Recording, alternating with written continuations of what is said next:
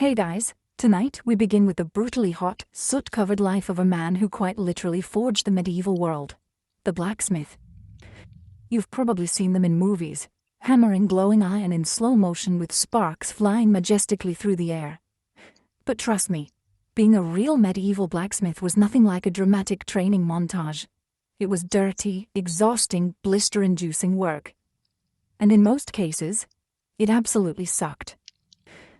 So before you get comfortable, take a moment to like the video and subscribe, but only if you genuinely enjoy what I do here. And let me know in the comments where you're tuning in from and what time it is for you. It's always fascinating to see who's joining us from around the world. Now, dim the lights, maybe turn on a fan for that soft background hum, and let's ease into tonight's journey together. You were born into the noble, soot-covered lineage of medieval blacksmiths. No crowns, no land, no fancy titles. Just the family forge, anvil-shaped blisters, and the scent of roasted iron baked into your baby blanket. From the moment you can walk without tripping into the fire pit, you're expected to help. By age 6, you're officially your father's apprentice, which is a polite medieval way of saying, tiny unpaid assistant with zero rights and permanent soot streaks on your face. Your toys, tongs, your playground, a dirt floor next to a furnace hot enough to cook your eyebrows. While other village kids are chasing chickens and skipping stones, you're learning how not to die next to molten metal. Fun games include, guess how hot this is with your hand, hold the hammer until your arms fall off, and try not to cry when you mess up the nail again.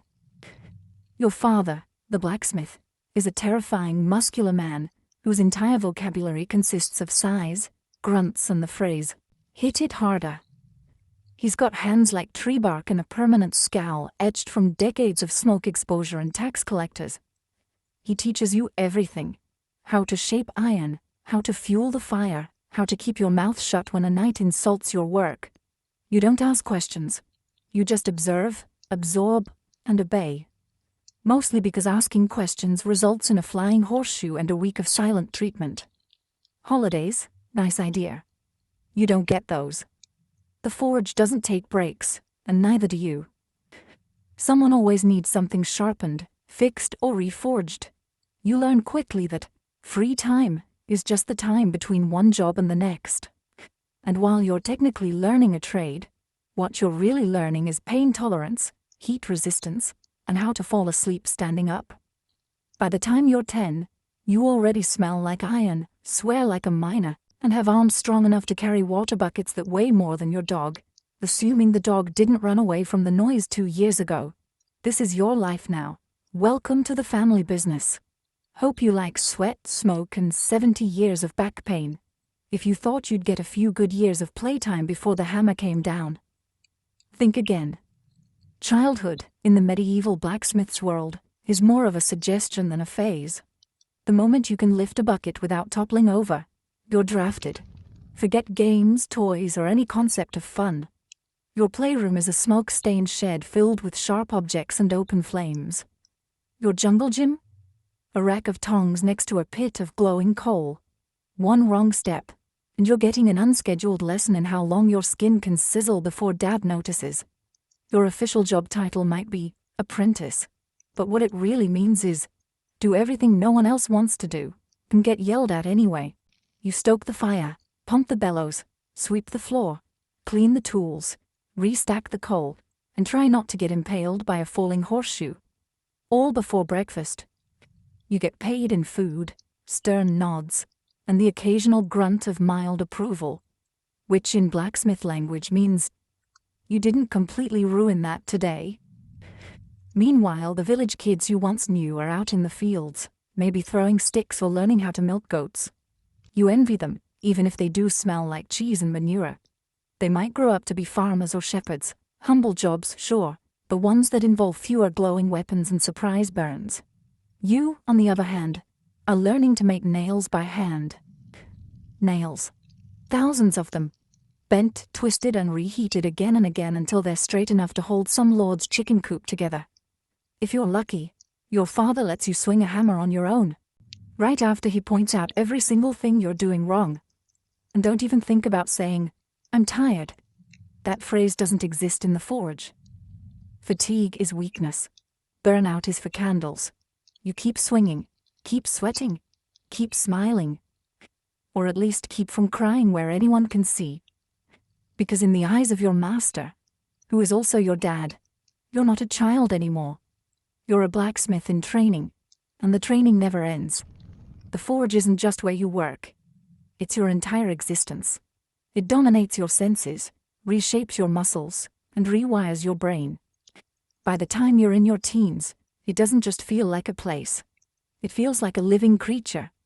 A hot, smoky, temperamental beast that you must feed, control, and fear. You know the sounds by heart. The bellows wheezing, the iron hissing in the water, the sharp clang of hammer on metal echoing like a war drum. There's a rhythm to it, like some brutal medieval symphony, and your body moves in time with it, whether you're awake or half asleep. You stop noticing the heat after a while. That's not because it gets easier. It's because you've simply accepted it, like gravity or taxes. You know which stones get too hot to sit on, which coals burn quickest, and which parts of the floor are secretly trying to murder your feet. Your skin darkens from smoke, not sun. Your clothes, the same soot-stained tunic and leather apron you wear every day, smell like a mix of scorched wool, grease, and desperation. You don't own many things, but you do own this forge. Not on paper, mind you. Your father still technically runs it, but in practice, it owns you. You start to forget what silence sounds like. The hiss, the clang, the crackle, it's constant. When the forge does go quiet, it's almost unsettling. You find yourself twitching like you're missing a beat in a song you've been forced to memorize since childhood. Your friends, assuming you've kept any, barely see you. He's probably at the forge becomes your default status. You're not a blacksmith. You are the forge. A two-legged extension of fire and steel. And strangely, a part of you starts to love it.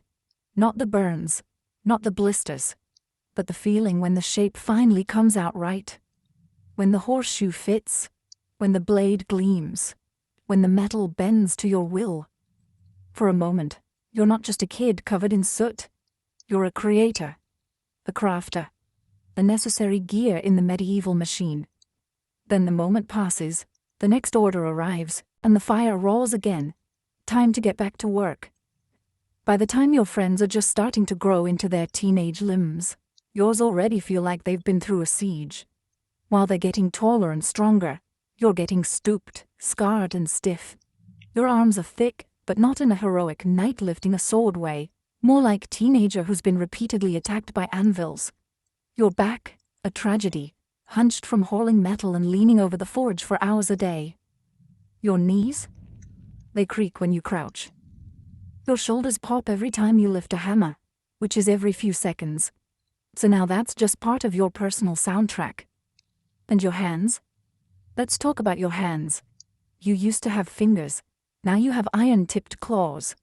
They're blistered, cracked, and stained with soot so deep, even the Nile couldn't wash it off. Cuts are common, burns are daily, and your fingernails? Half of them are permanently blackened or missing. When someone offers you bread, you hold it with the same delicacy you'd use to cradle a hedgehog made of glass. Because every knuckle already feels like it's been cursed. There's no such thing as recovery time. Pull a muscle, keep working, twist your wrist, use the other one. The forge doesn't care that your elbow is screaming. Iron doesn't wait politely while you rest. And let's not forget sleep. You'd think with a day full of hammering and hauling, you'd pass out easily. But no. Your muscles ache so bad you can't lie still. Your ears are still ringing from 10 hours of clanging. And your arms twitch with phantom swings like you're sparring ghosts in your dreams. You ache in places you didn't know could ache. You smell like pain. Even your pain has pain. And what does your father say about this? Good. You're learning. In a strange way, you are. You're not growing despite the pain. You're growing because of it. You're being hardened like the very metal you work. Shaped by heat, pressure, and repetition. But make no mistake. By the time you hit adulthood, Your body feels like it already lived 2 lives and died halfway through both. And the worst part? You're just getting started. In most jobs, smoke is a problem. In your job, it's a co-worker. And a particularly rude one. The forge isn't just hot. It's a choking chamber, and every breath you take comes seasoned with the fine aroma of coal dust, scorched metal, ash, and regret. If you can see clearly more than 6 feet ahead, congratulations. Someone forgot to light the fire. There's no chimney, just a hole in the roof that leaks more smoke in than it lets out. You try opening a window. There is no window. Just soot-black walls, your father's coughing, and the occasional gust of wind that blows everything into your eyes anyway. Your lungs? Let's just say they've entered a long-term toxic relationship with smoke. At first, it burns. Then it irritates. Then one day, it just becomes normal. Coughing fits. Part of the rhythm. Black mucus. Not ideal, but hey, at least it's consistent. You've reached the point where clean air feels suspicious. Even your voice changes. You start sounding like a 60-year-old goat farmer who drinks boiling tar. Words are scratchier, breaths are shorter, and your throat always feels like it's hosting a dust storm. But you keep working, because you have to. And it's not just the smoke from the fire. There's metal dust from grinding, oil fumes from quenching, and sometimes burnt leather, charred wood, or whatever unfortunate material just dropped into the coals. You've probably inhaled 3 different types of poison before noon. Protective gear? Please. A rag tied around your face is the best you can do. And even that gets sweaty, gross, and somehow smells worse than the smoke itself. You take it off, and suddenly it's a little harder to breathe. But at least you're not gagging on your own sweat. Long-term damage? Of course. Asthma, black lung, early death. All part of the career package. But you're not thinking long-term. You're thinking about finishing that gate hinge before your father notices how crooked it is. In the world of a medieval blacksmith, air is just another burden.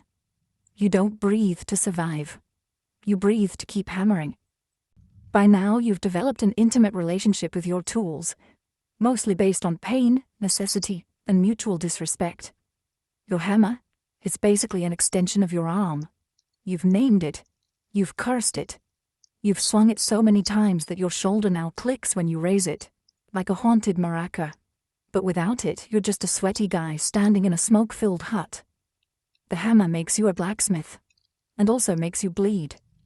Regularly. Then there's your tongs, clumsy, hot, and always pinching you at the exact wrong moment. You've burned your fingertips more times than you've successfully picked up anything. The iron slips. The grip fails. You yell. Your dad tells you to grip it like you mean it. You consider throwing them into the fire just to teach them a lesson. Your chisel? It used to be sharp. Now it's mostly a suggestion of a blade, because you've used it to shape, split, scrape, and occasionally pry open stuck doors when your neighbor's lock breaks. Files, awls, punch tools, rivet sets. Your tool bench looks like a medieval torture rack. And honestly, it kind of is. You've been jabbed, crushed, pinched, sliced, and impaled by every item you own. Your fingers have memory now. They flinch at the mere sight of a new tool. Your apron. It's meant to protect you. And it sort of does. If by protect, you mean catch hot metal shards and hold them close to your body like a smoldering hug. It's more scorched than stitched, and the leather stiffens like a corpse every winter. And yet, despite all this, you care for these tools like they're family. You sharpen them, oil them, line them up each night. Because if one breaks, you're done. You can't work. You can't earn. You can't eat. No tool, no income. So yes, your tools are your life. But don't be fooled. They've also declared war on your fingers, spine, and sanity. Every day, they whisper, "We help you survive, but we'll also slowly destroy you." And you say, "Yeah, that sounds about right. Now pass the hammer." You don't wear a crown, carry a sword, or lead armies. But without you, the village stops functioning by Tuesday. You're the blacksmith, and everyone needs you all the time, for everything. You're the medieval equivalent of customer service, tech support, and roadside assistance rolled into one soot-covered figure who smells like smoke and shame. The knight needs a new sword. You make it. The farmer breaks a plow. You fix it. A monk's bell cracks, a baker's oven door jams, a shepherd's gate latch won't close. Guess who gets cold? That's right, you. Every single time. And they all act like you've just been waiting for their problem. They show up unannounced, mid-swing, covered in mud and entitlement. I know you're busy, they say, but could you just? The phrase that haunts you. But here's the best part. You never get thanked. They assume it's your duty, that you were born to serve. If their hoe works, their door closes, or their shield holds, they nod and walk away like you were the lucky one. As if you should be honored to repair their rusty bucket at sunset for half a loaf of stale bread. Payment? Often inconsistent. Sometimes in coin, sometimes in goods, sometimes in promises they forget by next market day. One man paid you with a dead chicken good for soup. It wasn't. You're also the go-to fixer for problems that don't belong to you. Bent hinges from someone sitting on a gate. You fix it. Broken dagger from a drunk fight. You fix it. Mysterious piece of iron no one can identify, but absolutely must be fixed. Yep, still you. Yet, when the village praises anyone, it's the knight, the priest, or the miller with the extra fat goat. Your background noise. A necessity, a reliable tool, not a person. But here's the secret. You know they couldn't last a week without your work. Their fields would stall, their homes would fall apart, their horses would limp. And while they may not sing songs about you, their entire world is quietly held together by your hands. You'd think peace would be good news. No raiders, no bandits, no screaming noblemen demanding a new sword by sundown. But for you, peace is terrible for business. Because you, the blacksmith, may work on plows and hinges. But what really pays the bills is war. When there's fighting, everyone needs you. Weapons, armor, arrowheads by the hundreds. Even horseshoes wear down faster under the weight of panicked cavalry charges. You're flooded with work. The forge burns brighter. The coins roll in. You may be exhausted, but your belly is full, and your debt to the alehouse, momentarily forgotten. But then the war ends. The local lord declares a truce, the knights stop marching, and suddenly your orders vanish. No more swords, no more helmets, just a farmer asking if you can sharpen a sickle, and maybe accept 3 onions as payment. And sure, you can make household goods, cauldrons, door handles, cooking spits. But there's not much profit in it. Everyone wants you to work like a wizard, but they want to pay you like a stable boy. You become a negotiator, a beggar, and a merchant all at once, haggling for decent wages like your forge is a stall at market. And don't even think about raising your prices. People look at you like you just cursed their cow. But you're just hammering metal, they say, as if molten iron bends itself into shape while singing church hymns. You start to miss the chaos. Not the blood, not the burning villages, but the steady flow of orders, the purpose, the rush. When knights lined up outside your forge with dented shields and coin purses ready, you mattered. Now, you're making keys for locked doors no one locks, patching pots that should have been thrown out, and fixing tools so old they belong in a museum, not a field. Peace, for everyone else, means safety and rest. For you, it means economic anxiety and hunger. And deep down, though you'd never say it out loud, part of you whispers, wouldn't mind a small skirmish. Just a little one. Maybe a minor border dispute. Because when swords break, you eat. Some jobs have an end, a clear finish line, a task completed, followed by rest, applause, or at least a warm bowl of stew. Blacksmithing is not one of those jobs. Your work is never done.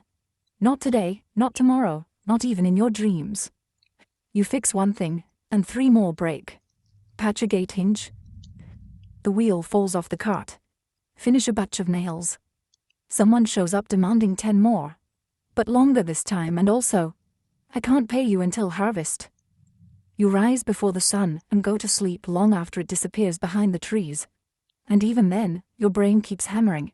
You dream of bellows, sparks, and that one customer who still owes you a half-dozen eggs, and a thank you. Even the quick jobs never are. A villager walks in holding a mangled rake. It just needs a little fixing, they say. But you know, that's 2 hours of reshaping, reheating, hammering, and nodding politely as they ask, "Is it ready yet?" every 5 minutes. And just when you think you can finally sit, maybe drink something that isn't lukewarm and smoky, your apprentice comes running. The farrier's ill. You need to shoe the horse. Of course you do, because you're the blacksmith. And around here, blacksmith means everyone else's last resort. The forge demands attention constantly. The fire won't stoke itself. The tools rust if ignored. Your anvil shifts in the summer heat. Your bellows crack in the winter cold. Everything is either falling apart or threatening to. Even holidays don't stop the work. Sunday is technically a day of rest, unless of course someone's ox cart breaks on the way to market. Then suddenly, you're in your apron, half awake, praying the priest doesn't walk by while you're hammering on the Lord's day. You don't keep a to-do list. That implies there's a point when it'll all be crossed off. There isn't. Because blacksmithing isn't a job, it's a cycle, work, fix, repeat. Until your body gives out, or your hammer does. And the worst part, you kind of love it. You'd think that pounding hot iron all day would earn you at least 2 things, a good meal and a solid night's sleep. Wrong. In the life of a medieval blacksmith, food and rest aren't guaranteed. They're luxuries, like clean water or polite customers. Let's talk food first. You work from sunup to sundown, burning calories like a runaway horse. And what do you get? A piece of coarse bread, a bowl of cold pottage that might contain yesterday's turnip, and maybe, a bit of salted pork if it's a special day. Which it isn't. You eat standing up, one hand still clutching tongs, the other shielding your food from the forge's ash. Meals are rushed. Conversations are grunts. And if someone knocks on the door mid-bite because their latch is stuck, guess what? That stew's going cold. You don't eat to enjoy. You eat to survive. Fuel in, hammer out. Now let's talk sleep, or the cruel parody of it. When you finally crawl into bed, your hands are throbbing, your back feels like it lost a bar fight, and your ears are still ringing from a full day of iron symphonies. Your bed? A straw-stuffed sack that's either too lumpy, too flat, or full of mysterious crawling things. Your blanket? A scorched wool sheet that smells faintly of forge smoke, old ale, and regret. And just as your eyes are closing, your brain remembers that order you forgot to finish. Or that hinge that cracked weird. Or the payment you still haven't received for that wagon wheel 3 weeks ago. Sleep becomes a negotiation. You lie awake tossing, turning, calculating how long you can delay repairs without someone banging on your door at dawn. And don't forget the midnight surprises. Someone's horse throws a shoe, a storm rips a door off its hinges, or a noble's sword, urgently, needs sharpening before a hunt. Because obviously, you don't need rest. You learn to survive on scraps and snatches, stolen bites, half naps, and sheer stubbornness. Because in your world, productivity comes before nourishment, deadlines before dozing. Food and sleep aren't breaks from the job. They're intermissions between hammer swings. You'll eat when you can, sleep when you're allowed, and hope the fire doesn't go out while you're dreaming. There was a time when your hands were soft. Once. Long ago. Maybe as a child. Now, they're ruined. Your fingers have become tools themselves. Stiff, swollen, cracked, and calloused to the point where they barely feel anything except when it hurts. You can't hold a quill. You can barely lace your own boots. But you can grab red-hot tongs with the casual confidence of someone who's been burned so often. Pain has lost its meaning. Every joint in your hands pops when you move. Your knuckles look like they've been mugged by a hammer. Your palms are a map of blisters. Old, new, layered like tree rings. Need to figure out what season it is? Just check the blister count. More than 5. It's summer. You've lost fingernails. More than once. Some came off clean. Others didn't. You once crushed your thumb so badly it turned black for 2 weeks. You didn't stop working.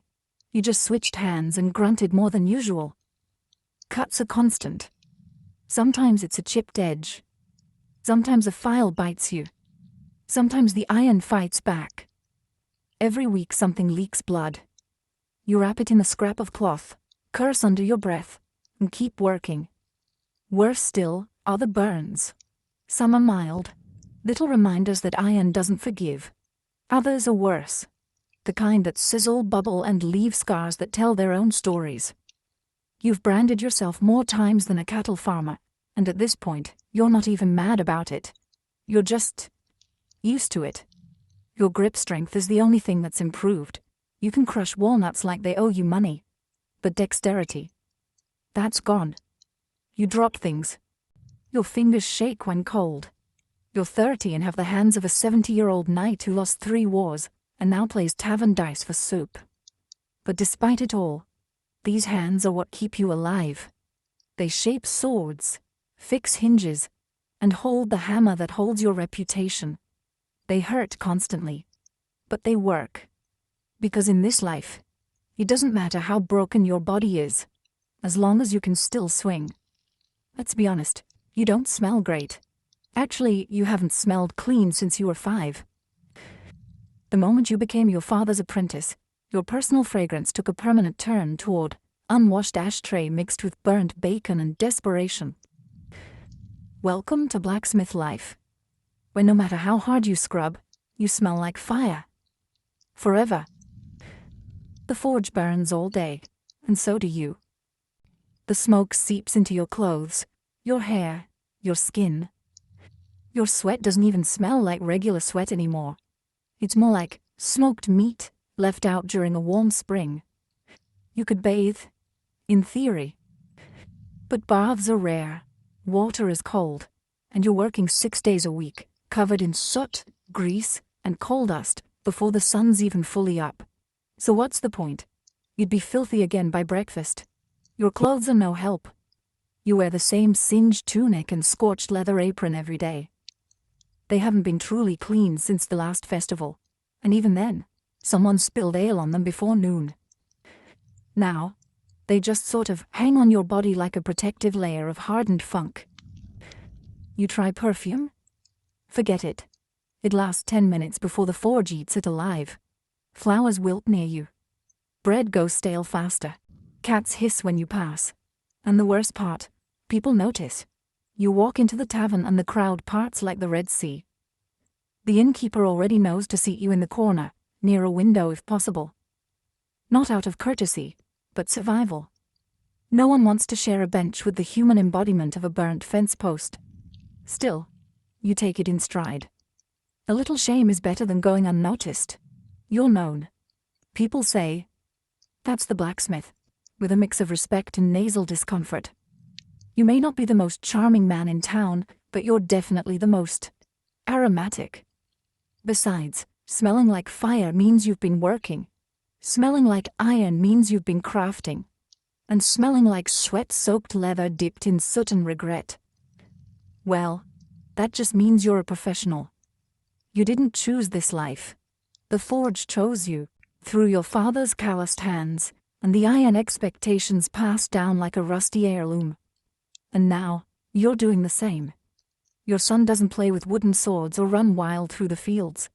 He fetches coal, pumps the bellows, holds the tongs steady while sparks rain down and you mutter, "Don't flinch." He's maybe 7, but already smells like burnt metal and wet burlap. You feel a bit guilty, but only a bit. Because you're not being cruel. You're preparing him. This is the trade. This is survival. He watches you swing the hammer, and you see the way he stares. Wide-eyed, half in awe, half in fear. You remember that look? It's the same one you used to give your father. Back when he seemed like a mountain. Now you understand he wasn't made of stone. Just exhaustion and responsibility. You teach the boy everything. How to gauge heat by color. How to tap, not slam. How to listen to the metal. You shout sometimes, more out of habit than anger. Hold it right. That's too cold. Don't cry, it's only a burn. You try to soften things when you can. A story by the fire. A piece of dried fruit when you can afford it. But tenderness doesn't last long in the forge. There's too much work to do. His hands will soon look like yours. His back will ache before his voice cracks. He'll learn to sleep through ringing ears and wake up before sunrise without being told. He'll outgrow his shirt, but not the burn marks. And when you finally fall apart, knees, shoulders, lungs, he'll carry the hammer you can no longer lift. People might say it's unfair, that the cycle should end. But this is how it's always been. A lineage of soot, steel, and survival. You're not just passing down a trade, you're passing down a legacy, a forge that never cools.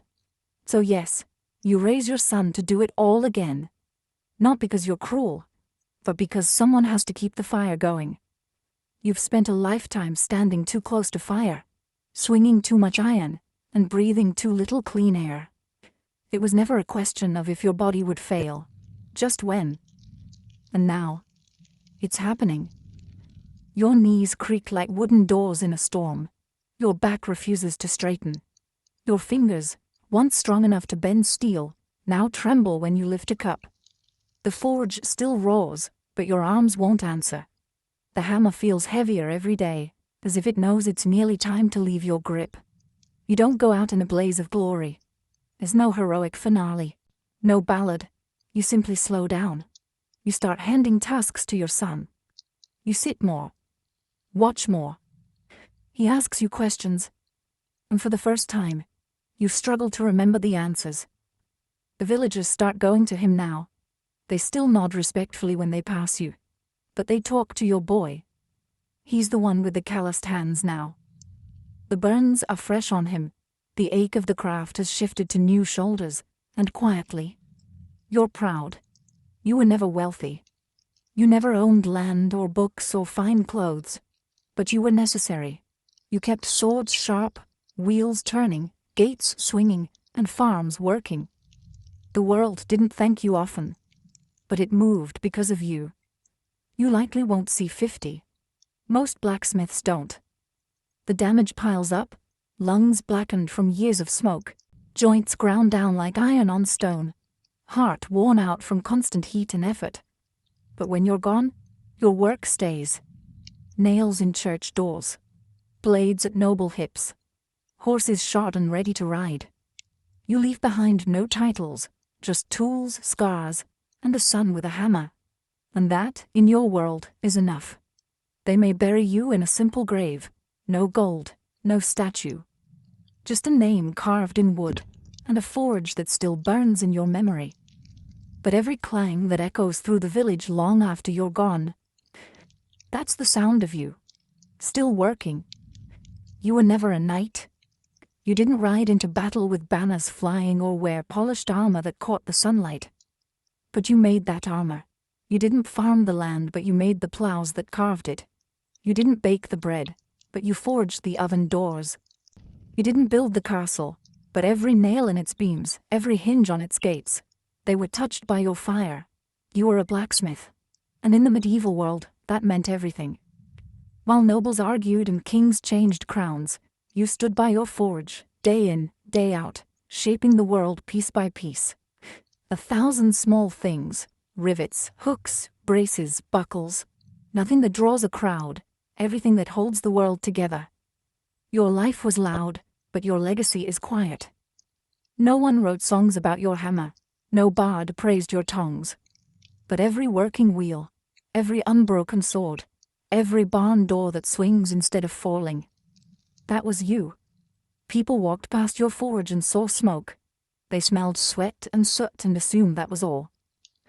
But inside was a symphony of heat and steel, of creation and endurance. You didn't just forge iron, you forged civilization. One horseshoe, one blade, one nail at a time. And now, long after your hands have gone still, the fire continues. Your son lifts your hammer. Your grandson learns the heat. Your name might fade from memory, but the tools you built carry on, passed from hand to hand, generation to generation. You were never crowned, never honored, never celebrated. But without you, nothing moved. No carts rolled, no armies marched, no homes were secured. You were the foundation beneath the history books, the ember glowing beneath the stories of kings. And that matters more than anyone ever said aloud. Because in a world made of wood, stone, and willpower, you were the fire, the silent spark that turned raw ore into progress. You weren't just part of the world, you kept it turning. Long before alchemy was associated with secretive European laboratories and robed mystics, whispering over bubbling flasks, it was something far more sacred and far more ancient. Its true origin lies not in medieval Europe, but in the shimmering heat of ancient Egypt, where transformation wasn't a trick of science, but a divine principle etched into every corner of life and death. The ancient Egyptians had a word for it, chemia. Derived from chem, meaning black land, it referred to the dark, fertile soil left behind by the annual flooding of the Nile. But this wasn't just a poetic nickname for their geography. It held deep spiritual meaning. To the Egyptians, black was the color of potential, of richness, of raw matter waiting to be transformed. And so, the land of Egypt itself became a metaphor for the transformative power of nature. This is where the word alchemy, alchemia, would eventually be born. But alchemy in Egypt wasn't just about turning base metals into gold. That obsession came later. For the ancient Egyptians, alchemy was everywhere. It was in the ritual of mummification, where the body of the dead was carefully preserved, transfigured, and prepared for eternity. It was in the temples, where priests blended oils, herbs, and minerals into sacred elixirs. It was in the stars, in the soil, in the very act of cooking bread and brewing beer. Transformation, they believed, was the language of the gods. In fact, Egyptian alchemy was never purely physical, it was spiritual at its core. To change something outwardly, you first had to understand it inwardly. This idea would echo through the centuries in alchemical texts from all cultures. Some legends say that these early Egyptian alchemists were guided by a divine figure, Thoth, the ibis-headed god of wisdom, magic, and the moon. According to lore, Thoth revealed the secrets of creation, transformation, and the soul's journey beyond death. These secrets, it was said, were written on a mystical object known as the Emerald Tablet. But before we get to that, we have to recognize one truth. Alchemy began not as a quest for gold, but as a sacred science of life. In Egypt, it was the fire that gave rise to all others, and everything that came after, from Persia to Paris, would trace its roots back to this ancient fertile land. If ancient Egypt was the birthplace of alchemy, then Thoth was its divine midwife. In Egyptian mythology, Thoth wasn't just a god. He was the god of knowledge, magic, writing, time, and the very laws of the universe. With the head of an ibis and a moon disk above him, Thoth stood for equilibrium. And in a world obsessed with order and transformation, he was the sacred scribe of all hidden truths. According to myth, Thoth didn't just teach alchemy, he embodied it. The Egyptians believed he had authored thousands of books filled with divine wisdom. Most of these were never meant for mortal eyes. But one fragment of his knowledge would change history. The mysterious Emerald Tablet. Whispers of the Emerald Tablet have echoed through time like a riddle carved into the bones of civilization. Said to be inscribed in green crystal or emerald stone, the tablet was a short, poetic text, barely a dozen lines long. Yet those lines were believed to hold the ultimate key to transforming matter, spirit, and reality itself. It begins with a sentence that has haunted thinkers for centuries. That which is above is like that which is below, and that which is below is like that which is above. This simple line, the principle of correspondence, suggests that the microcosm and the macrocosm are mirrors. What happens in the heavens happens within the human soul. What changes in the lab echoes in the cosmos. The Emerald Tablet didn't hand out instructions for making gold. It handed out a worldview. It said, "The world is not fixed. Everything can be refined, elevated, transmuted. Not just lead into gold, but ignorance into wisdom, chaos into harmony, the mortal into the divine." The tablet also speaks of the one thing, the source of all creation, and how it rises from the earth and descends from the sky, carrying the power of all things in its wake. Many saw this one thing as the philosopher's stone, others as the soul, the ether, or even consciousness itself. But perhaps the greatest mystery wasn't the content of the tablet, but who could understand it. You had to be more than a scholar. You had to be a seeker. And it was the sacred riddle, gifted by Thoth, that would survive the fall of Egypt and pass like a torch across borders and ages. First to Persia, then to the world. As Egypt's golden age faded, alchemy did not vanish. It migrated. Traveling along trade routes, carried by scribes, mystics, and conquerors, it passed into the hands of another ancient empire, Persia. But this was not merely a transfer of knowledge. In Persia, alchemy underwent a transformation of its own, one that blended spiritual fire with philosophical depth. The backbone of Persian alchemical thought was deeply shaped by Zoroastrianism, one of the world's oldest monotheistic religions. At its heart was the concept of duality, the constant battle between light and darkness, truth and falsehood, purity and corruption. Fire, the purest of all elements in Zoroastrian belief, wasn't just a symbol, it was sacred. It burned in temples, representing divine wisdom, and that fire would light the crucibles of early Persian alchemists. But while spiritual ideas burned bright, it was a Greek-Egyptian mystic named Zosimos of Panopolis who gave alchemy its first real voice, one that still echoes today. Living in Roman Egypt around the 3rd or 4th century CE, Zosimos was no ordinary philosopher. His writings fused technical descriptions of furnaces, stills, and elixirs with strange visionary journeys. In his most famous dream, he sees himself dismembered, burned, and transformed in an alchemical furnace. But rather than horror, this vision is divine. It's the symbolic death of the self, the purification of the soul. Zosimos didn't think alchemy was just about changing metals. He believed the alchemist must themselves be transformed. Just as base matter must be broken down before becoming gold, the alchemist had to suffer, purify, and transcend. In his words, alchemy was a mystery of spirit and matter alike. He introduced the idea of spiritual alchemy, a concept far ahead of his time. Zosimos's writings are full of strange symbols: lions devouring serpents, men melting into colored vapors, divine beings emerging from fire. These weren't chemical notes. They were metaphors for the soul's journey toward perfection. Zosimos was also one of the first to stress that true knowledge couldn't be bought or memorized. It had to be earned. The path of the alchemist was a path of discipline, suffering, and revelation. His influence would ripple across centuries and continents. And though many of his texts were lost or misunderstood, one thing was clear. Alchemy was no longer just a proto-science. It had become a sacred philosophy. As the embers of ancient knowledge flickered across the remnants of Egypt, Greece, and Persia, a new empire rose, and with it, a golden age of wisdom. Under the banner of Islam, from the 8th to the 13th century, a vast intellectual renaissance began.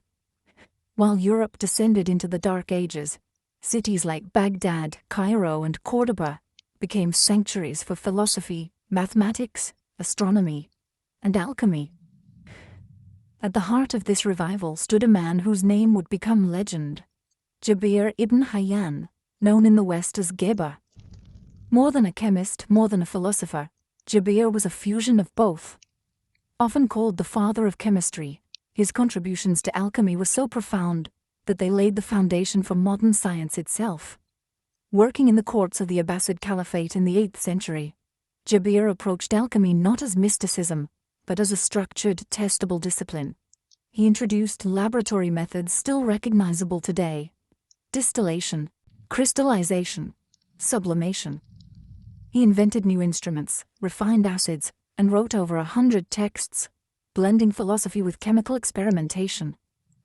But he didn't abandon the spiritual roots of the craft. Far from it. Jabir believed that everything in the universe was composed of combinations of 4 elements: earth, air, fire, and water, and infused with spiritual qualities. His system added a complex blend of numerology, astrology, and symbolism. In his view, every transformation in the material world mirrored a deeper transformation in the soul.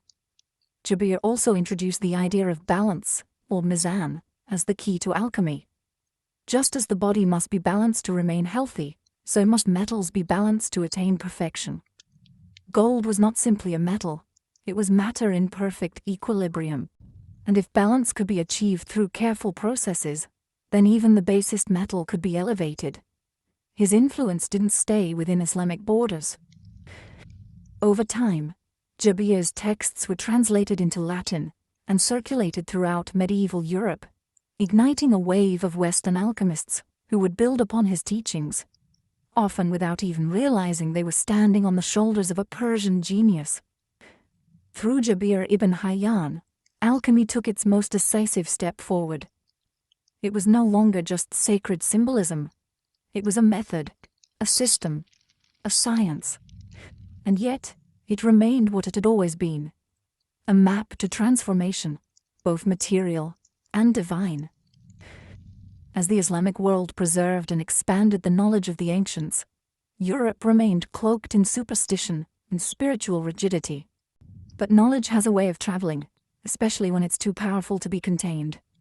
Slowly, piece by piece, alchemy made its way westward, smuggled through language, ink, and conquest. The bridge between East and West was built in places like Alexandria, once home to the Great Library, and later Toledo and Córdoba in Islamic Spain, or Al-Andalus. Here, Christian, Jewish, and Muslim scholars worked side by side in rare moments of intellectual harmony. Translators toiled over Arabic manuscripts, decoding the works of Jabir, Zosimus, and Aristotle, breathing forgotten ideas back into Europe. By the 12th century, Europe was starving for knowledge. The rediscovery of these ancient texts, especially on alchemy, was nothing short of a cultural detonation. But what arrived wasn't the practical science of chemistry alone.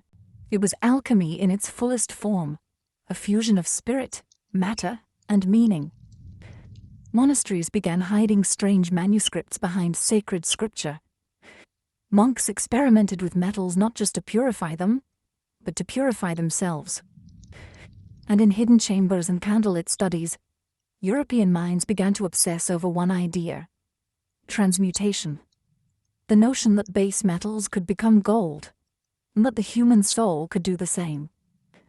One of the most influential texts to reach Europe was the Turba Philosophorum, or Assembly of the Philosophers, a mysterious dialogue among ancient sages discussing the secrets of nature. Then came the Picatrix, a massive Arabic grimoire filled with astrological and alchemical symbolism. These works didn't just pass on recipes, they carried worldviews. And those worldviews planted seeds in curious minds. The Latin translations of these texts circulated quietly, often disguised as religious or philosophical treatises to avoid accusations of heresy. After all, alchemy posed a threat. It challenged the fixed order of things. If lead could become gold, could a peasant become noble? Could man become divine? The church watched with suspicion, but alchemy's allure was too strong. It offered a hidden path to perfection, outside of dogma, outside of authority. By the late Middle Ages, Europe had taken the torch. The flame that once burned in Egypt, Persia, and Baghdad now flickered in castles, monasteries, and secret societies. Alchemy had crossed the threshold, and it was about to evolve again. By the late Middle Ages, alchemy in Europe had transformed into something almost mythic. It was no longer just an intellectual pursuit. It was a holy quest. And at the heart of that quest lay one object, one idea, one obsession: the philosopher's stone. The stone wasn't just a chemical substance. It was a mystery wrapped in allegory, hidden in symbols, and cloaked in riddles. Said to have the power to transmute base metals into gold, and grant immortality through the elusive elixir of life, the philosopher's stone became the most sought-after artifact in Western esoteric tradition. But to those who truly understood alchemy, the stone was not physical. It was spiritual. In alchemical manuscripts it went by many names: lapis philosophorum, the red stone, the powder of projection. Some claimed it was a literal red crystalline substance. Others insisted it was a metaphor for spiritual awakening. But all agreed it was the key to ultimate transformation. Alchemists believed the universe itself was a living organism constantly striving toward perfection. Metals too were alive, growing slowly in the womb of the earth. Lead was simply immature gold. And just as nature evolved toward balance, man could evolve as well. The philosopher's stone was the accelerant of that evolution. European alchemists like Albertus Magnus, Roger Bacon, and later Paracelsus devoted their lives to understanding the processes of nature in pursuit of this ultimate truth. They built furnaces, studied astrology, collected rare minerals, and wrote cryptic texts filled with serpents, suns, dragons, and kings, all metaphors for the stages of inner and outer transformation. The stone's creation was said to follow a path called the magnum opus, or great work. It began with nigredo, the blackening, symbolic of death, decay, and the breaking down of ego. Then came albedo, the whitening, purification. Then citrinitas, the yellowing, illumination. And finally, rubedo, the reddening, rebirth, and the emergence of the stone. But why hide this process in metaphor? Because true transformation, alchemists believed, wasn't meant for the uninitiated. The stone would reveal itself only to those who were ready, not just intellectually, but spiritually. To seek the stone was to seek perfection. And while many searched for gold, the wisest alchemists knew the only thing worth perfecting was the soul. As alchemy took deeper root in medieval Europe, it began to slip into the shadows. What was once open dialogue in temples and scholarly exchanges in courts now became hidden practice. The reasons were many: religious scrutiny, political fear, and the simple fact that alchemy's language had become a secret code, decipherable only to the initiated. The Church, wielding enormous power, saw in alchemy both promise and danger. While some Christian mystics embraced it, seeing the transmutation of metals as a mirror of Christ's resurrection, others condemned it. The idea that man could manipulate nature, even achieve spiritual ascension outside of divine grace, was heretical. To avoid persecution, alchemists cloaked their teachings in allegory and symbolism. Thus began an era where alchemy went underground, hiding in secret societies, coded manuscripts, and obscure symbols that only insiders could interpret. The Rosicrucians, a mysterious brotherhood that surfaced in the 17th century, claimed to hold ancient alchemical wisdom passed down from Egypt and Arabia. Their manifestos spoke of spiritual enlightenment, divine harmony, and the hidden sciences. Though no one could prove their existence, their ideas spread like wildfire, inspiring generations of seekers. Then there were the Freemasons, whose roots trace back to stone builders, but whose rituals echoed deeply with alchemical philosophy: purification, transformation, inner light. Whether or not they practiced alchemy in the literal sense, their symbolic language aligned perfectly with its aims: the building of the perfect self. Alchemy also found refuge in books of secrets, texts like the Mutus Liber, which contained no words, only a series of strange symbolic images meant to communicate the great work, without uttering a single sentence. Other manuscripts were written in green language, a form of wordplay, puns, and poetic double meanings that concealed their deeper truth. The alchemist's life had become one of duality. Outwardly a scholar, physician or monk, quiet, obedient. Inwardly, a revolutionary, chasing the divine through fire and metal, spirit and stone. The very secrecy that threatened alchemy also preserved it. Like a fire buried beneath ash, it smoldered unseen, passed down from master to apprentice, generation to generation. And in these quiet shadows, alchemy continued to evolve, not just as an early science, but as a living philosophy. One that would soon encounter its greatest challenge, the birth of modern chemistry. By the 17th and 18th centuries, the quiet revolution was brewing, one that would both inherit and bury the legacy of alchemy. The age of enlightenment had arrived. The mysticism and metaphor that once cloaked alchemical thought were no longer welcomed in scholarly halls. In their place came a new language, empiricism, logic, and repeatable results. Alchemy's successor had arrived. Its name was chemistry. This wasn't an abrupt execution. It was a slow, methodical transformation. Many of the earliest chemists were, in fact, alchemists. They simply shifted focus. The goal was no longer spiritual perfection or the transmutation of souls, but measurable change. No more dragons and black suns, just beakers, balances, and precise documentation. One of the final nails in the coffin came with Robert Boyle, often called the father of modern chemistry.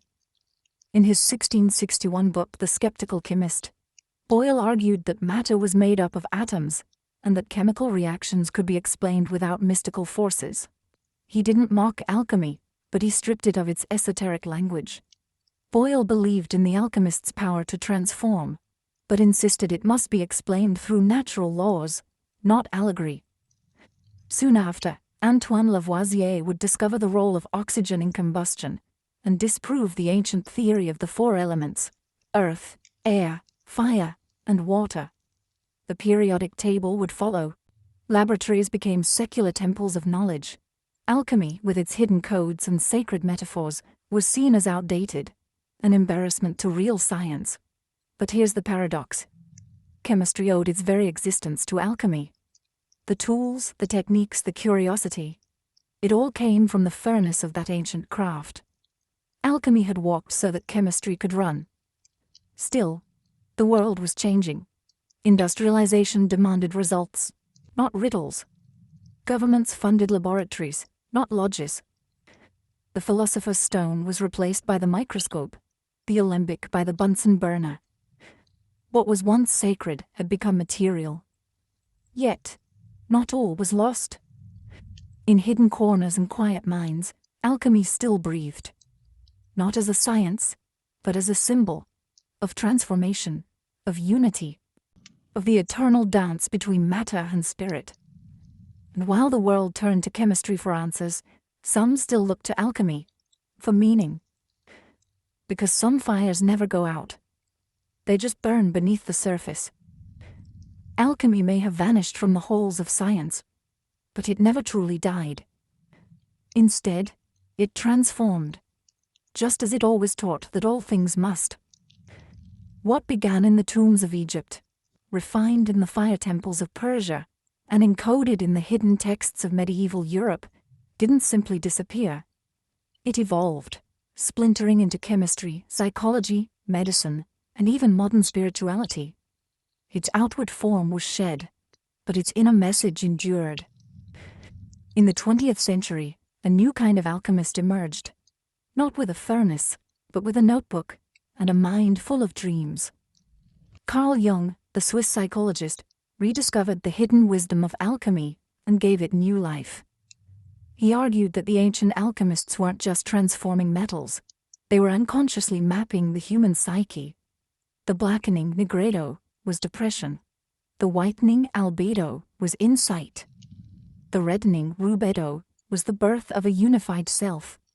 The philosopher's stone, Jung said, was individuation, the process of becoming whole. Alchemy, it turned out, had always been about more than gold. Today, we see its fingerprints everywhere. In self-help books preaching transformation, in stories of heroes who descend into darkness to return reborn, in the very language we use, words like refine, distill, purify, all echoes of the alchemist's path. Even in science, the spirit of alchemy lingers. Chemists still transmute elements in nuclear reactors. Physicists speak of dark matter and unified fields, with the same wonder alchemists once had for ether and quintessence. The search for the fundamental building blocks of the universe continues, only the language has changed. But perhaps the true legacy of alchemy lies in its insistence on wholeness. It never separated spirit from matter, or science from mystery. It taught that the transformation of the world begins with the transformation of the self. That behind every experiment was a sacred question. Who are you becoming in the process? In a world driven by speed, by technology, by the cold precision of data, alchemy whispers an ancient truth, that to change anything truly, you must also be willing to change yourself. And so, the alchemist's fire still burns, not in crucibles, but in hearts, waiting, calling, transforming. Because alchemy was never just a science, it was a mirror. At first glance, Cappadocia seems like a surreal painting. Its surface dotted with towering stone chimneys and rippling ridges carved by wind and time. Tourists marvel at the strange beauty above, but what most never realize is that the real wonder lies beneath their feet. Deep under this Turkish landscape is a forgotten world, a labyrinth of subterranean cities stretching for miles. These aren't simple caves or makeshift shelters. They're entire urban complexes hidden underground, complete with residences, chapels, wells, food storage, stables, and even schools. Some go down as far as 18 stories, housing thousands of people in the shadows of the earth. The most astonishing part: many of these cities were completely unknown until the mid-20th century. In 1963, a man renovating his home in the town of Derinkuyu knocked down a wall in his basement. What he found behind it wasn't brick or dirt, it was a tunnel. That tunnel led to another, then to a chamber, then to a spiral staircase. He had accidentally uncovered an ancient entrance to one of the largest underground cities in the world. It was as if an entire civilization had chosen to vanish beneath the ground, leaving behind no sign, except silence. But Derinkuyu was just one of many. Over the decades, archaeologists have identified hundreds of underground settlements throughout Cappadocia, at least 40 major ones, interconnected through narrow corridors and secret escape routes. These weren't random burrows. They were deliberately planned and engineered. Massive stone doors could seal off passageways from the inside. Ventilation shafts brought fresh air from the surface. Wells tapped into underground aquifers, ensuring fresh water even under siege. Why would anyone build something so elaborate under the earth? That question has haunted historians for years. Theories abound. Were these cities hiding spots from invading armies? Monastic refuges? Secret spiritual sanctuaries? Or were they something far older, far stranger? Whatever the reason, one thing is clear. Cappadocia wasn't just a region. It was a refuge. A world beneath a world. A place where thousands could disappear from the surface and live their lives entirely underground. And the deeper you go into these cities, the stranger the story becomes. To understand why people built cities beneath Cappadocia, we first need to understand the land itself. Because Cappadocia is no ordinary terrain. Millions of years ago, a series of violent volcanic eruptions buried central Turkey under layers of ash. That ash hardened into a soft, porous rock known as tuff, a material light enough to carve with basic tools, yet strong enough to hold its shape over centuries. Rain and wind shaped it into strange formations.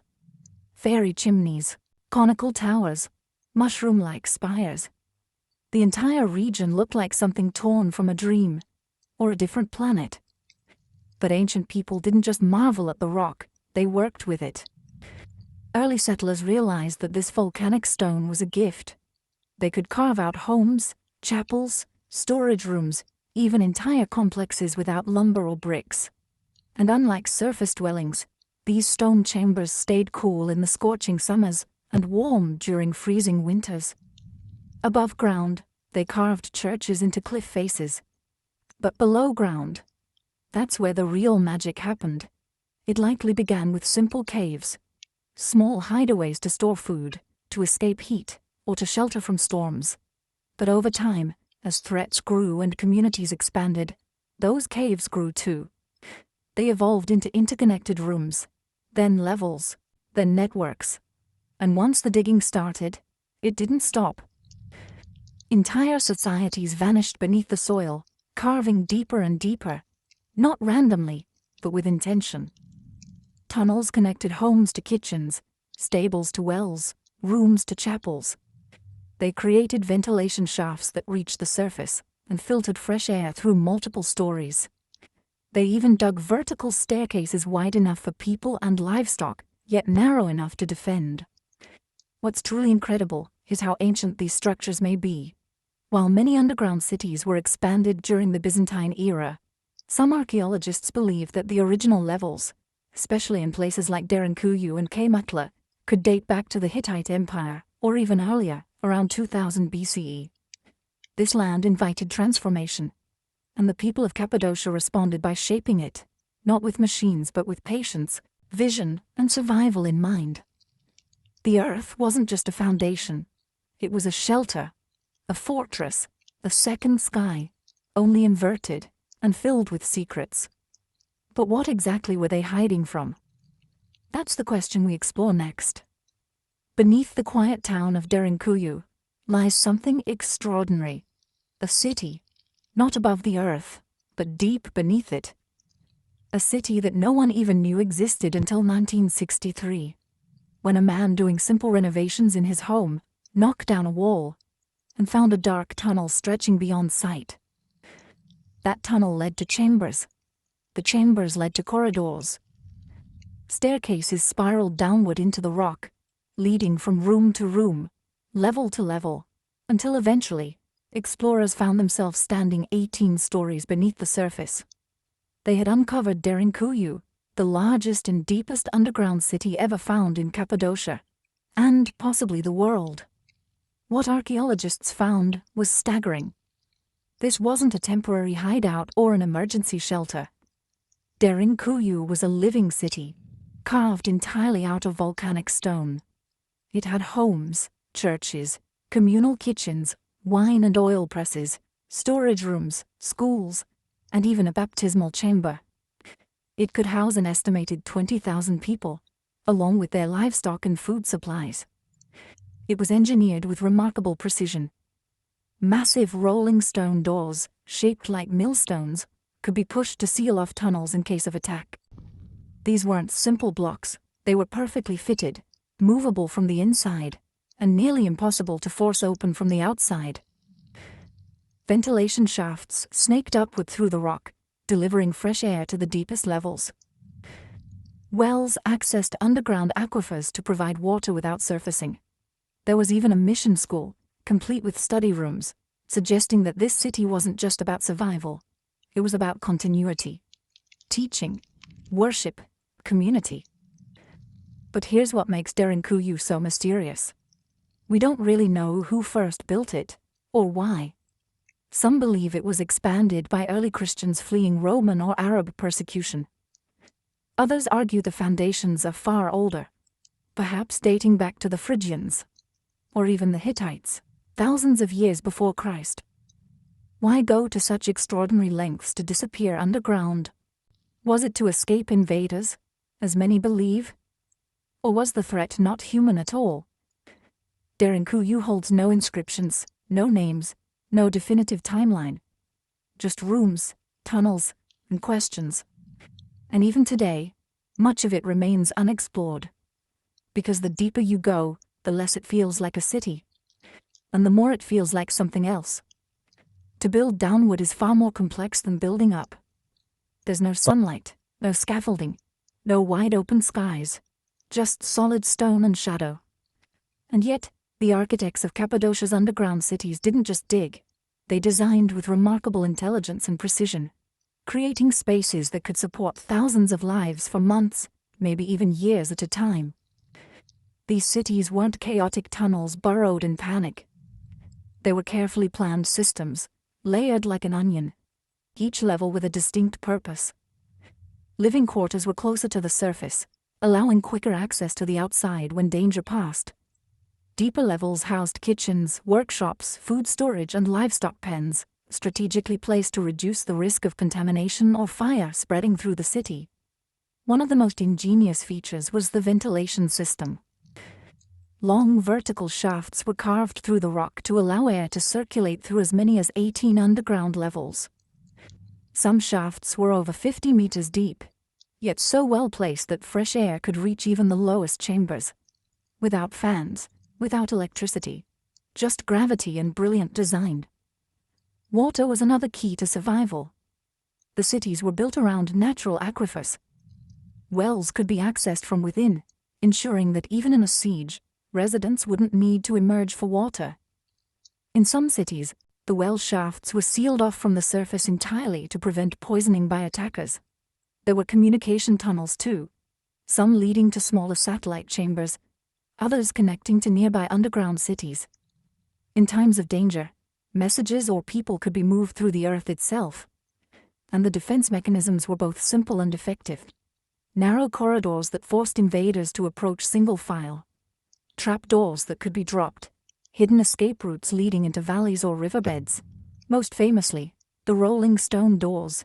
Massive, round slabs that could be rolled into place to seal off a passage in seconds. From the outside, they looked like part of the wall. From the inside, they were a last line of defense. Every decision, every design, pointed to one truth. These cities were built for survival, not for days, not for weeks, but for long-term habitation under extreme threat. Which raises the question, what kind of danger required this level of preparation? And was it ever truly gone?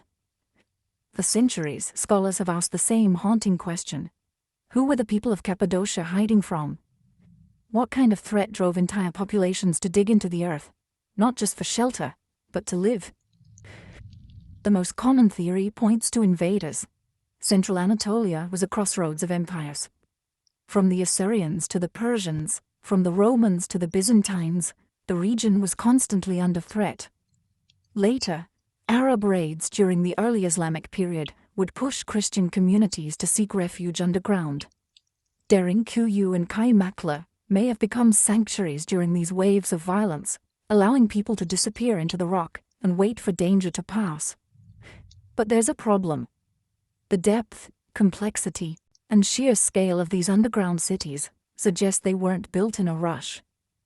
This wasn't a desperate act, it was a long-term plan, requiring generations of digging, engineering, and refinement.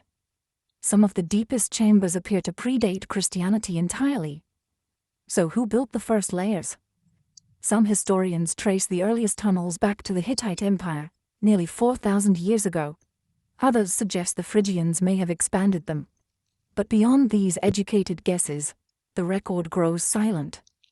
There are no inscriptions, no carvings, no direct evidence telling us who first vanished beneath the surface, or what they were running from. That's where the theories begin. Some believe these cities were built not to escape other people, but something else. Natural disasters, solar events, even ancient warfare that may have scarred the skies and poisoned the land. More fringe theories go deeper, suggesting that the cities were built to hide from beings, not of this world. The kind of beings spoken of in myths across cultures. Sky gods, watchers, destroyers. The idea is tempting. If you look at the level of secrecy, the air shafts disguised from view, the escape routes, the stone doors. It almost feels like the builders were trying to disappear completely, as if whatever they feared didn't just attack, it hunted. While these ideas remain speculative, they reflect a central mystery. No matter how many layers archaeologists uncover, the core question remains unanswered. Who were they hiding from? And did it work? Because sometimes the deeper you dig, the darker the truth becomes. Imagine living not just a day, but months, maybe even years, entirely underground. No sunlight, no open skies, just stone walls, flickering oil lamps, and the ever-present hush of life beneath the earth. This was reality for thousands in Cappadocia during times of threat. But what did daily life actually look like inside these vast underground cities? Despite the darkness, these spaces weren't lifeless. They were alive with routine, carefully structured for communal survival. Families lived in multi-room compartments. Kitchens were located on lower levels to manage smoke more efficiently, and food was cooked in clay ovens. The scent of baked bread, lightly mixed with the damp smell of stone and livestock. There were churches and chapels, carved with crosses and altars, some even containing intricate frescoes. People didn't just survive here. They prayed, worshipped, and practiced rituals. There were communal areas for meetings, schooling rooms for children, and long corridors that echoed with voices and footsteps. Lighting came from oil lamps, dozens of them scattered along the passageways. Smoke was channeled through cleverly designed shafts that doubled as ventilation. Yet, life here wasn't easy. Fresh air was limited. Darkness was constant, and silence, when it fell, was absolute. Water was drawn from deep wells tunneled into aquifers. Grain was stored in sealed chambers to prevent spoilage. Wine presses and olive oil vats have been found carved into the rock, suggesting that even underground, life had flavor and ritual. The cities were built for the long haul. They weren't a last resort, they were a prepared reality. Livestock, sheep, goats, chickens, were kept in dedicated pens, usually near the entrance levels for easier management and ventilation. Their presence served a dual purpose: food and warmth. Despite the confined spaces, the builders understood the psychology of survival. Rooms were laid out in ways that gave families privacy, while shared spaces created a sense of community. Life underground wasn't just about hiding. It was about preserving a way of life, a culture, and a people. It's a humbling thought. While wars raged above, entire civilizations continued below, hidden in silence. People married, taught their children, mourned their dead, all within stone chambers lit by fire. To live underground was not to live in fear. It was to live with intention. Cappadocia's underground cities weren't isolated pockets of refuge. They were part of something much bigger. Beneath the valleys and hills of this volcanic region lies a vast network of tunnels, chambers, and hidden passageways that seem to connect multiple cities together.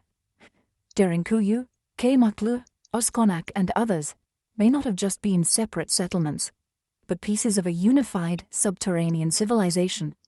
Some of these tunnels stretch for kilometers, weaving beneath the countryside like veins under skin. Narrow, winding, and often no wider than a man's shoulders, they were likely used for secret movement, escape routes, or even transporting messages and supplies from one underground complex to another.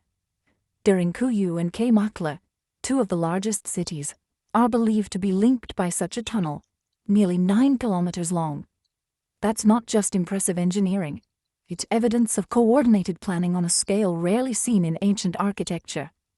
If true, it means multiple cities could support one another in times of siege or crisis, functioning almost like an underground federation. But these tunnels weren't just for utility, they were also defensive.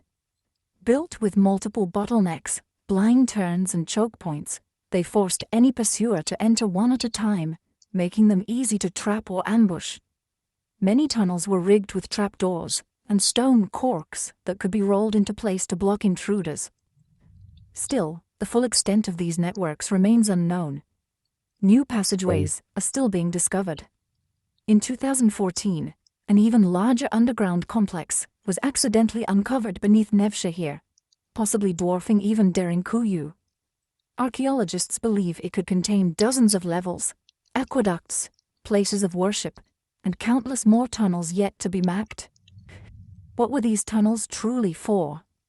Were they simple escape routes? or the infrastructure of a society built to live without ever being seen. The more we uncover, the more we realize Cappadocia's underground isn't just a collection of homes and halls. It's a system. Planned. Connected. Hidden beneath our feet for thousands of years. And maybe, just maybe, there's still more waiting to be discovered. Entire cities, buried not by time, but by intention. Because in Cappadocia, the earth doesn't just hide secrets, it protects them. Despite decades of excavation and study, Cappadocia's underground cities remain wrapped in mystery. The stone walls may be silent, but the questions echo louder than ever. Not just how they were built, but why. And when historical answers fall short, myths and alternative theories rush in to fill the void. One of the most enduring questions is about the true age of these cities. Conventional archaeology ties their major expansion to the Byzantine period, when Christians sought refuge from invading forces. But some researchers believe that the earliest tunnels and chambers are far older, possibly dating back 4,000 years or more. If that's true, what kind of threat existed so long ago that would drive people underground? Enter the theories. Some suggest these subterranean cities were emergency shelters from natural cataclysms, massive floods, solar flares, volcanic winters, or ancient climatic disasters. The layout of the cities, self-sufficient, hidden, and sealed, could be interpreted as long-term survival bunkers, prepared for environmental collapse. Others look to cosmic explanations.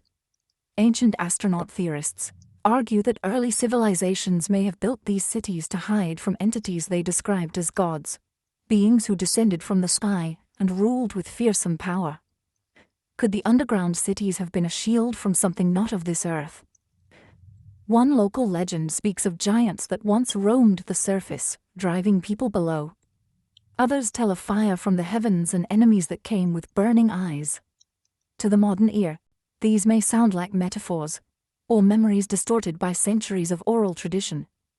But they hint at something terrifying enough to push entire cultures into the rock. There are also theories tied to the symbolism of the earth itself. In some ancient traditions, descending into the ground represents a journey into the underworld, a metaphorical death and rebirth. Were these cities spiritual sanctuaries, places of ritual transformation? Or were they never abandoned, but forgotten on purpose? The truth is, no single theory explains it all. The scale, the age, the precision. It doesn't fully fit into our existing historical framework. And maybe that's the most unsettling part. Because sometimes, what lies hidden isn't just history. It's the edge of something we were never meant to understand.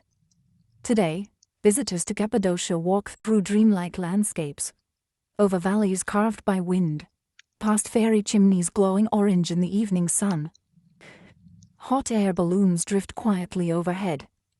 But beneath their feet, the ground is hollow. Beneath the beauty lies a world carved in darkness. One still holding its breath after thousands of years. The underground cities are now open to tourists. Visitors descend narrow stairwells, pass through low-arched tunnels, and stand in rooms where people once lived in silence, waiting for danger to pass. And yet, only a fraction has been uncovered. Some chambers remain sealed. Some tunnels collapse into shadow. Some doorways lead nowhere, or so it seems. These aren't just ruins. They're testaments.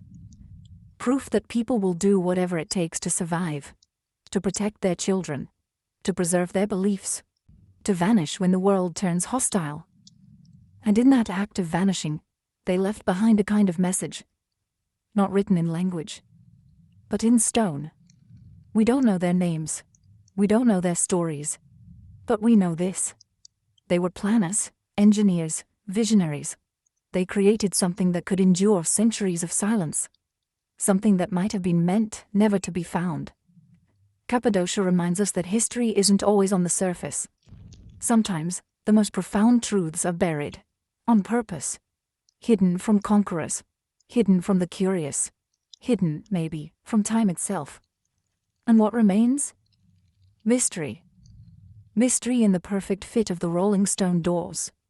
Mystery in the air shafts that still pull wind from the deep. Mystery in the miles of unexplored tunnels, still untouched, still dark. Maybe the real purpose of Cappadocia's underground world will never be known. Maybe it isn't meant to be. But as you walk through those chambers, with the weight of rock above and the silence pressing in, you feel something ancient stirring. A presence. A whisper. Not of fear, but of endurance. Because when the world above was chaos, the people of Cappadocia looked down and chose to survive. In the dark. Together. And the earth, it seems, has kept their secret well. To the ancient world, sleep was not an escape from reality, it was an entryway into something deeper. Dreams weren't dismissed as random thoughts or figments of imagination. They were taken seriously. In fact, they were considered messages, sometimes warnings, sometimes prophecies, and often direct communications from gods or spirits. For ancient civilizations, the boundary between the physical and spiritual world wasn't sharp. It was porous. And in sleep, that boundary grew thin. The act of dreaming was sacred, mysterious, and often terrifying. It was during those quiet, vulnerable hours of the night that the divine could reach into the human mind. And what it whispered, or roared, could shape the course of a king's decision, a priest's ritual, or a city's fate. In almost every early culture, from the river valleys of Mesopotamia to the temples of Egypt and the academies of Greece, dreams held an elevated status. People believed they were being visited, not by fantasy, but by real forces with real consequences. Dreams could foretell war. They could reveal betrayal. They could offer healing or demand sacrifice. Ignoring a powerful dream wasn't just seen as foolish, it was dangerous. The dreamer, then, was not just a sleeper. They were a messenger, a vessel temporarily opened to cosmic truths. And in some cases, that dreamer became a prophet, chosen by the gods. Entire professions were devoted to understanding dreams. Priests, shamans, oracles, and seers all learned to read the symbols that emerged in the night. A snake in a dream could be a symbol of transformation, or a deadly omen. A rising sun could promise victory, or deception, depending on the context. Each culture had its own codes, but the belief was universal. Dreams mattered. Even today, fragments of that ancient wisdom linger. We speak of following our dreams, or waking up to a realization. But in the ancient world, dreams weren't poetic expressions. They were maps, warnings, sacred intelligence delivered while the conscious mind slept. This was the world before Freud, before REM cycles, before science tried to measure what the ancients already feared and revered. Because to them, the dream world was real, and to walk through it was to walk with gods. The first civilization to leave written records of dreams were the Sumerians, who lived in Mesopotamia over 5,000 years ago. They didn't view dreams as random images. To them, dreams were direct transmissions from the divine, often complex, symbolic, and deeply consequential. Among the ruins of their cities, archaeologists uncovered clay tablets etched with dreams, some personal, others political. Dream interpretation wasn't a novelty, it was a structured practice, taught, studied, and respected.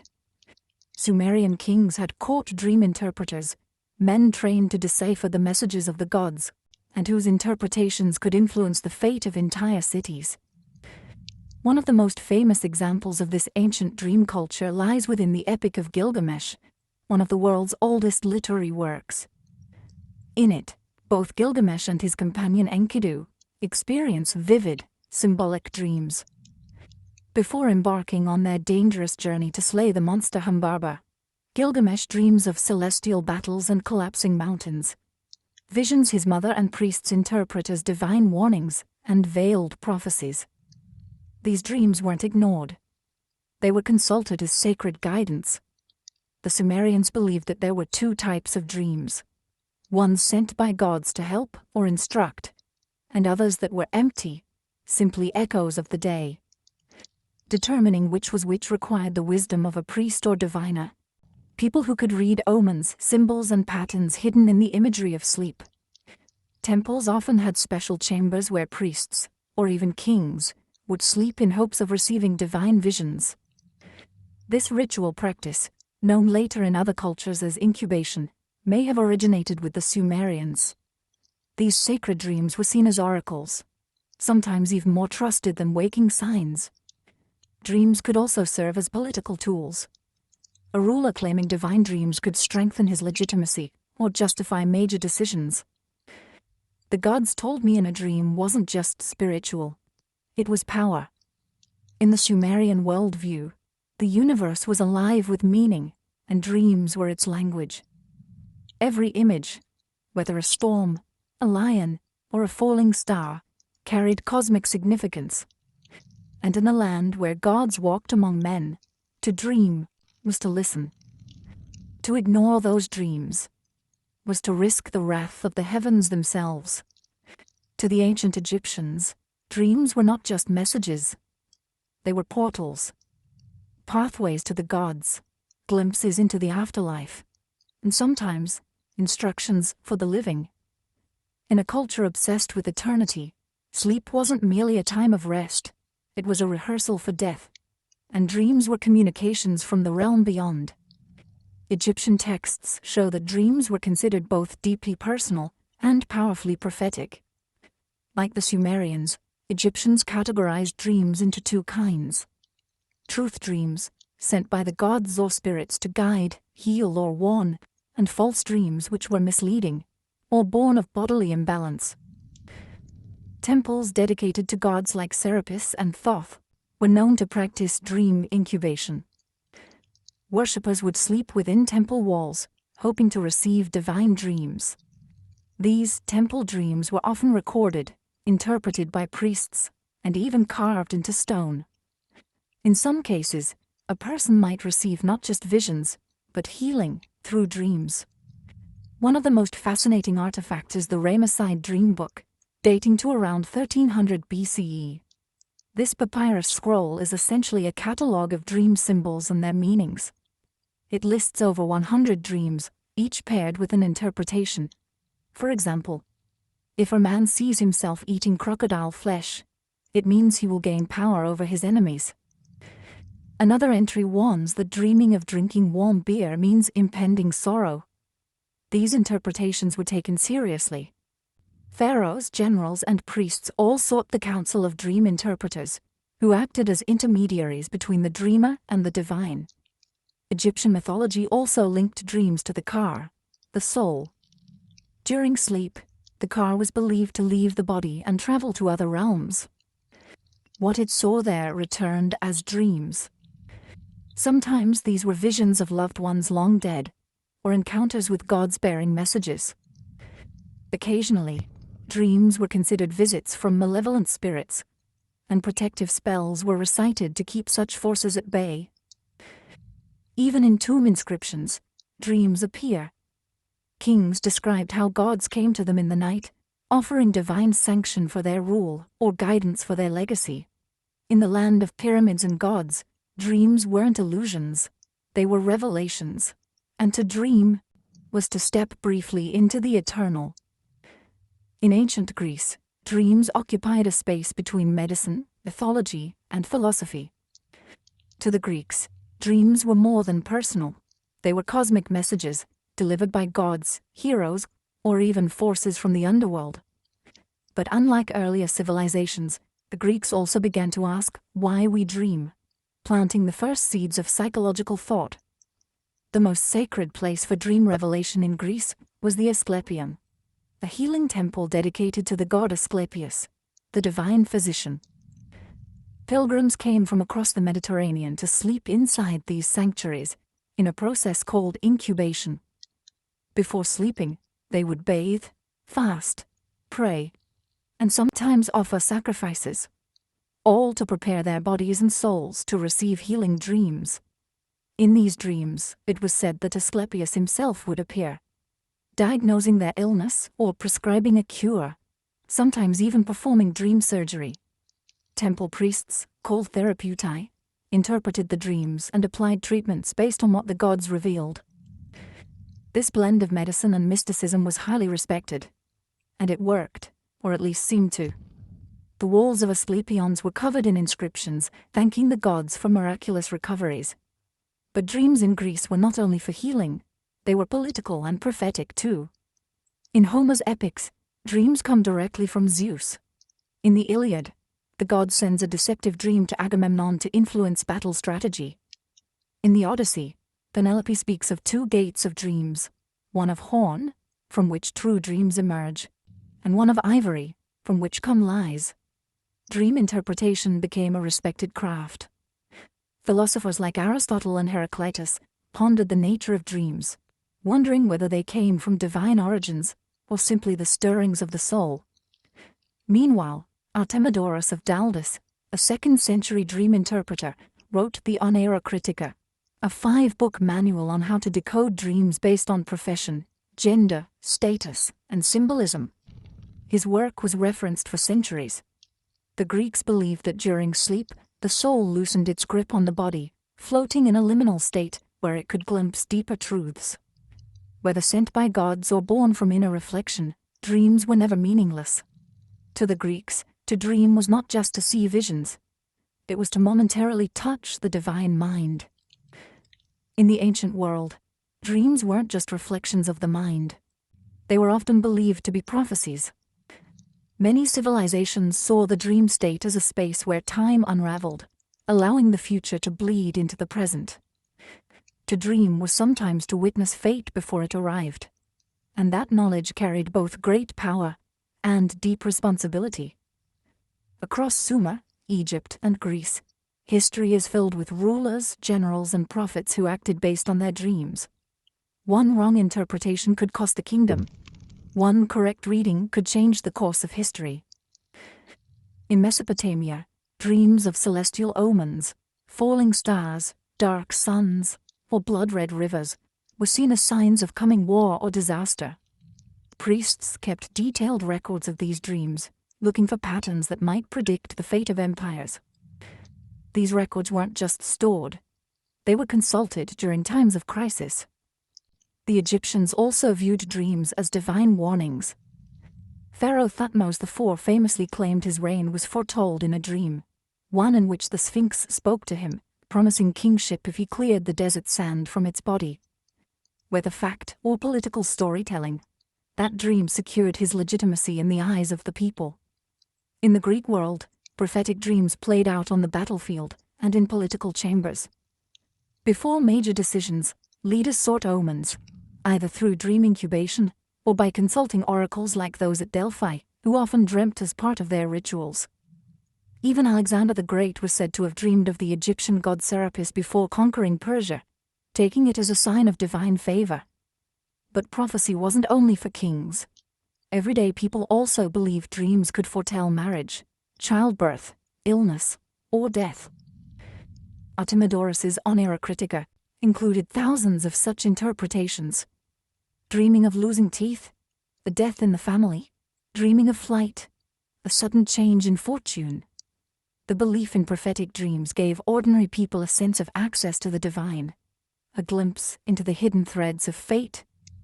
But it also created anxiety. What if you missed a warning? What if you misunderstood? In a world where gods whispered in dreams, sleeping wasn't just a private act. It was a conversation with destiny. In the ancient world, healing didn't always come from herbs or blades. It often came from dreams. Sacred healing sanctuaries, known as dream temples, existed across many ancient cultures. Here, the sick didn't just seek medicine. They sought divine intervention. And the treatment began not with potions, but with sleep. The most famous of these were the Asclepians in ancient Greece, dedicated to Asclepius, the god of healing. But this wasn't a Greek invention alone. Earlier civilizations in Egypt and Mesopotamia also believed that dreams could reveal cures or offer spiritual purification. These temples weren't places to escape illness. They were places to encounter the source of healing, often through a divine dream. The process was called incubation.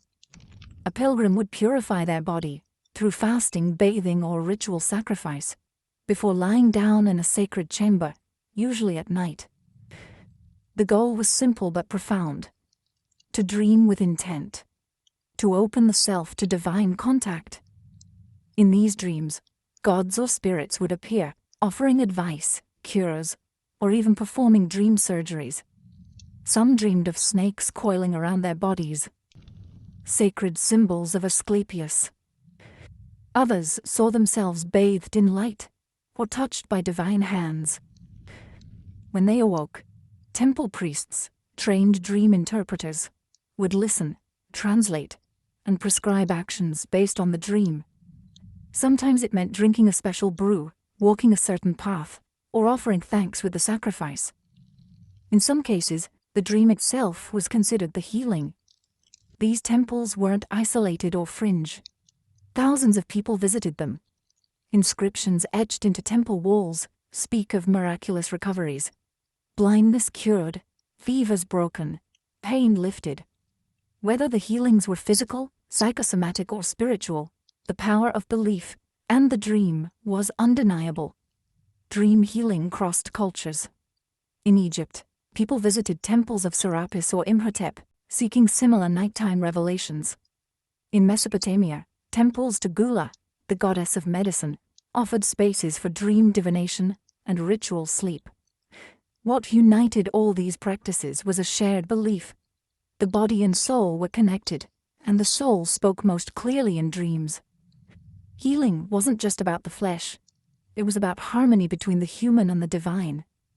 In these sanctuaries of silence, dreams weren't just seen as stories. They were medicine.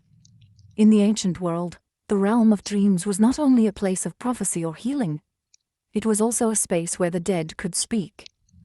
Many ancient civilizations believed that dreams provided a rare and sacred moment when the veil between the living and the dead grew thin.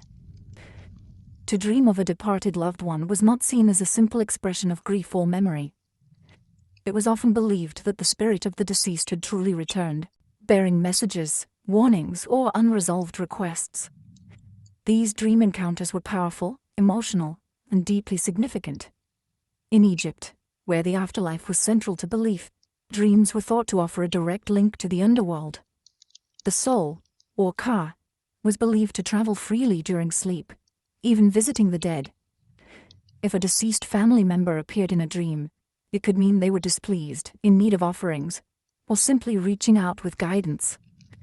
Egyptians sometimes wrote letters to the dead, left in tombs or shrines, asking for protection or help, hoping the request would be answered in a dream. In Mesopotamia, dream encounters with the dead were treated with reverence and caution.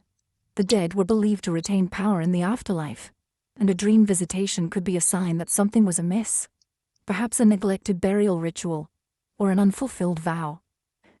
These dreams were often followed by ritual purification, or offerings to set things right. The Greeks also took dreams of the dead seriously. In Homer's Odyssey, Odysseus descends into the underworld and speaks with the spirits of the fallen, a vision that mirrors what many believed could happen during sleep. The philosopher Heraclitus once said, "The waking have one world in common, but the sleeping turn aside each into a world of his own." That private world was where the dead could slip through. Even beyond Europe and the Middle East, many cultures held similar views, that the dead were not entirely gone, and that dreams were their language. When the voice of a lost parent or child spoke in the night, it wasn't poetic, it was real. To the ancients, sleep was not a place to forget. It was where the past could still reach out, and sometimes ask to be remembered. To ancient civilizations, dreams weren't just messages, they were puzzles, rich with symbols, strange creatures, impossible events, and celestial signs. Dreams were believed to carry coded language from the divine. Interpreting them wasn't easy. It required training, intuition, and often ritual. In Mesopotamia, Egypt, and Greece, Professional dream interpreters operated almost like priests or shamans. They studied vast collections of dream records, memorized symbol meanings, and knew how to distinguish between a true dream and a meaningless one. Their interpretations could influence public policy, medicine, and even warfare. Across cultures, certain dream symbols appeared again and again, and they were rarely literal. A snake might mean danger in one dream, transformation in another. Seeing fire could be a warning of destruction or purification. Flying might symbolize the soul breaking free of earthly burdens, or a longing to escape something in waking life. In Egypt, dream books outlined hundreds of these symbols. Dreaming of drowning might signal an emotional storm to come. Seeing oneself blind could foretell a spiritual awakening, or a painful truth hidden in plain sight. These were not guesses. They were part of a vast ancient language of symbols, refined over generations. In Greece, Artemidorus of Daldis compiled the Oneirocritica, a 5-volume manual of dream analysis. He emphasized that dream interpretation wasn't universal. Context mattered. A farmer dreaming of a flood meant something very different than a sailor dreaming the same. The Oneirocritica is one of the earliest known texts to suggest that personal experience shapes dream meaning, a remarkably modern idea for the 2nd century. Dream interpretation was also tied to divination. Dreams were seen as one thread in a web of omens, signs, and sacred messages.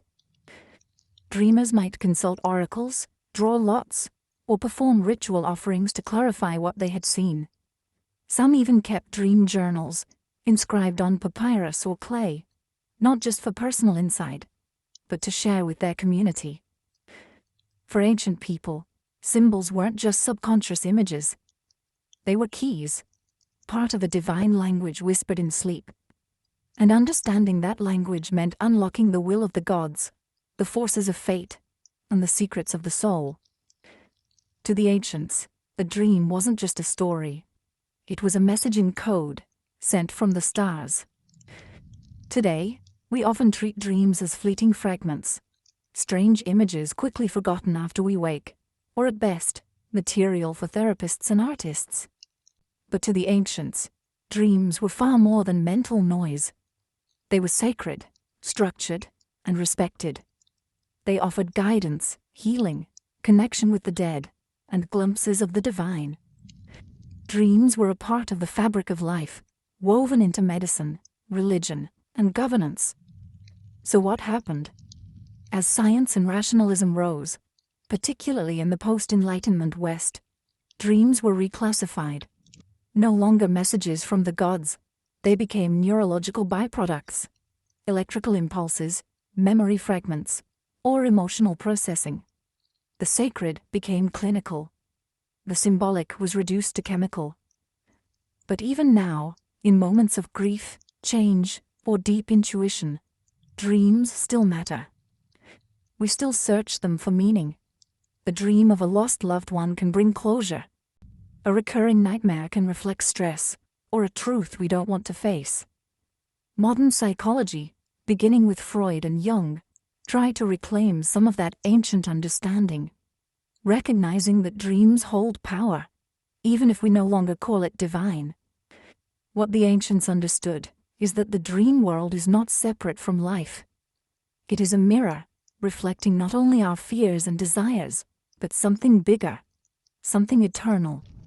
Whether it was a god speaking from the darkness, a warning about tomorrow's storm, or the voice of a parent long buried, dreams offered something society could not provide during waking hours. A conversation with the unknown. And maybe that's what we've lost. The humility to listen to what sleep might be trying to tell us. Across time and civilization, one belief remained constant. Dreams are not random. They are doors. And the question isn't whether they're real. It's whether we're willing to walk through them. In every ancient temple, every scroll and tablet, we hear the same whisper. Pay attention. Close your eyes, not to forget the world, but to understand it. Because in the silence of night, when the noise of the world fades, we might just hear what the Sumerians, Egyptians and Greeks already knew that dreams are not echoes of the mind. They are the language of the soul.